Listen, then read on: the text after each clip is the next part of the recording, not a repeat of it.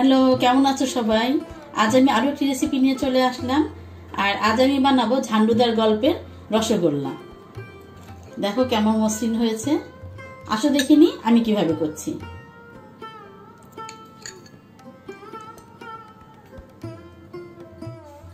আর আমি চলে আসলাম মিষ্টি বানাতে। আর মিষ্টি বানানোর জন্য আমি ছানা নিয়ে নিয়েছি এখানে। আর আমি 1 চা চামচ নিয়েছি চিনি, আর ময়দা নিয়েছি 1 টেবিল চামচ।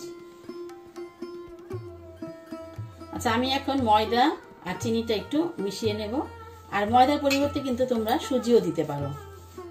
আর এই ছানা কাটাটা আমি করে নিয়েছি। আর ছানা কাটাটা যদি তোমরা দেখতে চাও আমার চ্যানেলে আছে, তোমরা দেখে নিতে পারো।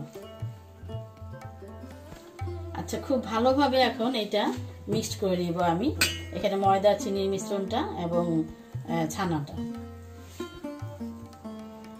আমি 3-4 মিনিট এটাকে খুব সুন্দরভাবে ছেনে নেব, কারণ যেন কোনো দানা দানা না থাকে।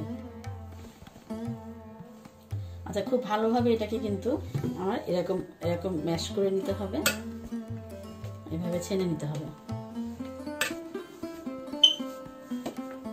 কিন্তু এইভাবে করে আমাকে ভালোভাবে ছেনে নিতে হবে। আচ্ছা, এটা করা হয়ে গেছে। এখন আমি কেটে নিব, মিষ্টির সাইজে কেটে নেব।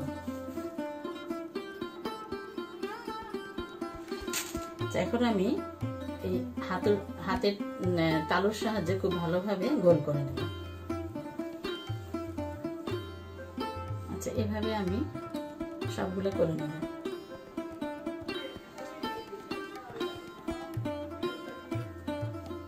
সবগুলো মিষ্টি বানানো হয়ে গিয়েছে।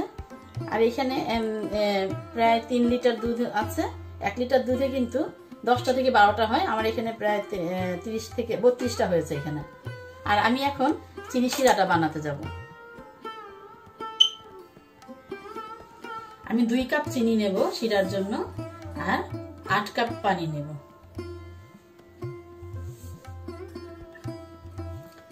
আমি এখন 8 কাপ পানি নিয়ে নেব।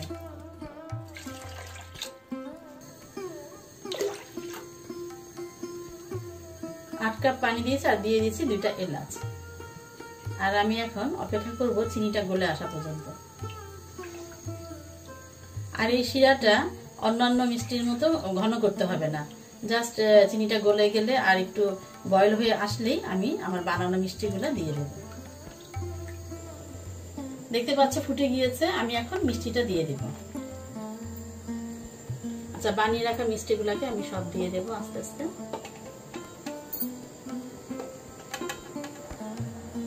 সবগুলো মিষ্টি দিয়ে দিয়েছি। এখন আমি এটাকে ঢাকনা দিয়ে ঢেকে 5 মিনিট ফুল আছে রান্না করব।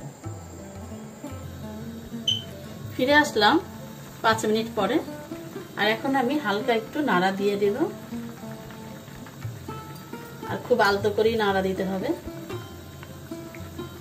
অনেকগুলো মিষ্টির জন্য আমি বড় পাতিল দিয়েছি। এখন আমি আবার 10 মিনিট করব, কিন্তু মিডিয়াম আছে। আর ঢেকে দেব মিডিয়াম আছে 10 মিনিট। 10 মিনিট পর ফিরে আসলাম।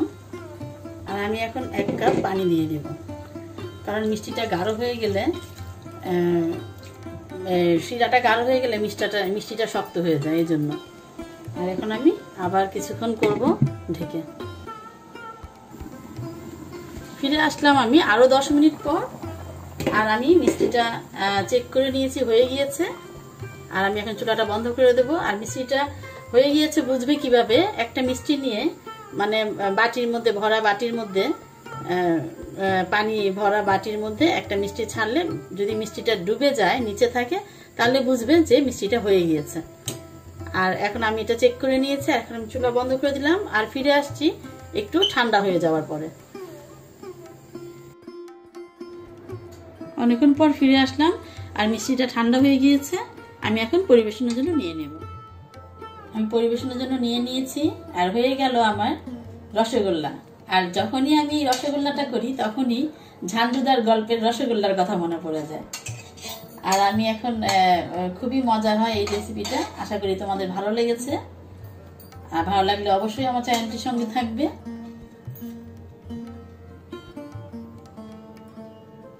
যারা দেখুন আমার সঙ্গে ছিলে এই রেসিপিটা দেখলে সবাইকে অনেক অনেক ধন্যবাদ।